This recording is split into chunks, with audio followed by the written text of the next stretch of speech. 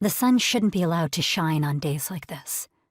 When you carve a hole in the earth to bury your dead, it should be raining. Or storming. Basically anything other than what it was like right now. A clear blue sky, so vibrant, it almost hurt to look at. Pale in comparison to the blinding white of the sun at high noon. Cal drew me into his side, knowing I needed the support. Today we were burying my last connection. The final link I had to my family. Martin Rupert Doyle III was the last surviving member of his family. His line had died with him, and I knew the world would be a darker place for it. It had to be. "You okay?" Cal asked quietly, planting a soft kiss against my sun-warmed hair. I bobbled my head a little, something halfway between a nod and a no. I couldn't really be sure what I was feeling. Okay certainly didn't seem like a word fit to describe it. Empty, maybe. Guilty, for sure.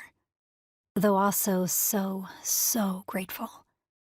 I could never thank him for what he did. Without his help, there was a good chance we would all be dead. He'd saved us. "I will be," I whispered back to Cal. As we watched, two men I didn't know finished lowering Martin down into the cool, damp earth. Adrian moved in closer to my other side, threading his fingers through mine, lending me comfort how he could. Headmistress Granger was here too. So were Bianca and Marcus. Bianca had barely spoken to me since it happened, except to apologize over and over. I knew she blamed herself.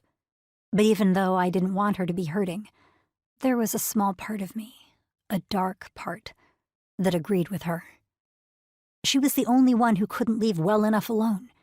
She was supposed to go home, but because she couldn't find Marcus at the Abbey, she'd convinced Martin to help her do a locator spell, leading them to the hidden room beneath the academy and into the maniacal clutches of Professor Donovan.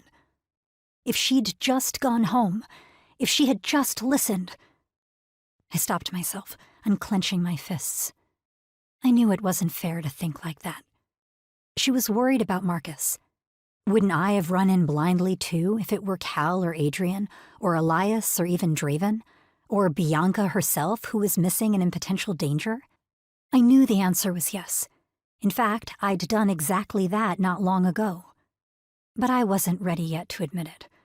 Not aloud, anyway. Adrian glanced down at me sadly, but thankfully didn't comment on my bruising grip.